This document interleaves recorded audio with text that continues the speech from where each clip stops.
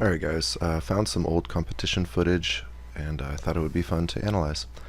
So this was my first match. This guy was from Atos. He was really good on trying to pull guard. Here he's trying to turn my hips over, but I just connected my shoulders to his hips and let my hips go so he couldn't actually turn me.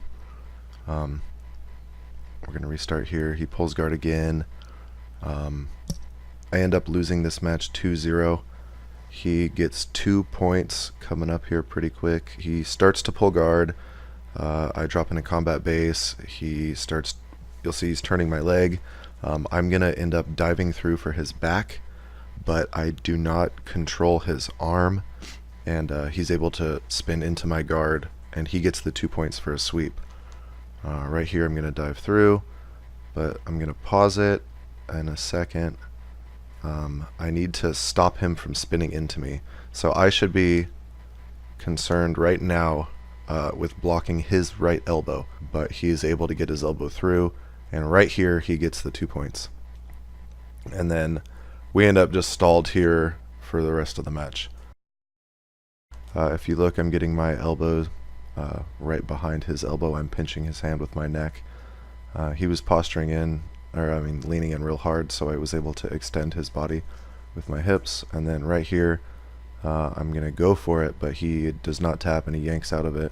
His elbow popped, and you could see me kind of let go and freak out, looking over at Dylan there. Alright, match number 2. This guy I felt a lot more comfortable with right away.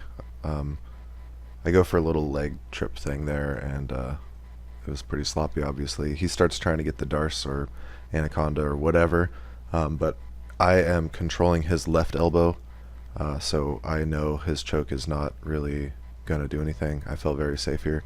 You can see I'm just focused on his left elbow here. I'm going to use that to try to turn him over. This little thing here, that little bump, one of my favorite reversals. Still controlling his elbow here. Now I, again, still know that choke's not in there, so I am just worried about his bottom leg here. I don't want him to recover that guard, because then that choke is going to be a little more hard to get out of. But, you know, I get over that knee, and he still thinks he has the choke. Nice and low. Trying to just keep him from recovering any kind of guard, controlling his knees. See, I'm not using anything to get on his shin. I'm using my shins to get over his knee. I don't want anything to do with his feet or his shins here.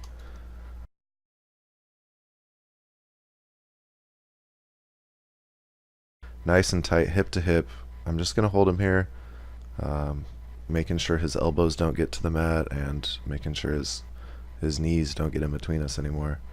And then when I'm ready, I'll eventually step over to mount. Again, nice and slow, not trying to go fast. Just thinking control.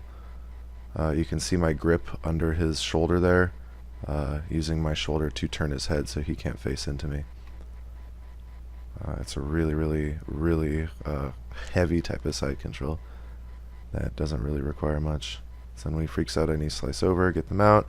He spins and leaves his arm out. So I snatch up that armbar, and then he taps after kneeing me in the head. Watch your head when you're doing arm bars. So for my third match, I felt way more comfortable. I mean, I have a distinct size advantage on this guy. Cutting weight works. So I was kind of just playing around. I start getting a really deep cross grip in and end up trying to go for like a standing cross choke because I didn't feel like he was going to take me down. And as he kind of pushes me away, I just pull guard.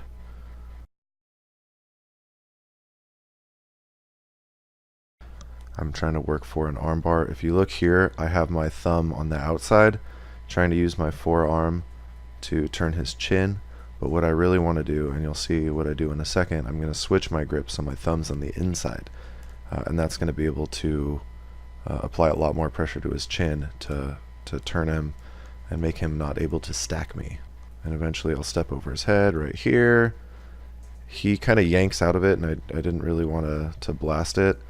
So I end up spinning for his knee right here. He really tries to yank it, and then I just roll through for his knee, and there we go. And then the refs were saying you can't knee bar up blue belt, but at this Grappling X, blue belt was allowed to knee bar.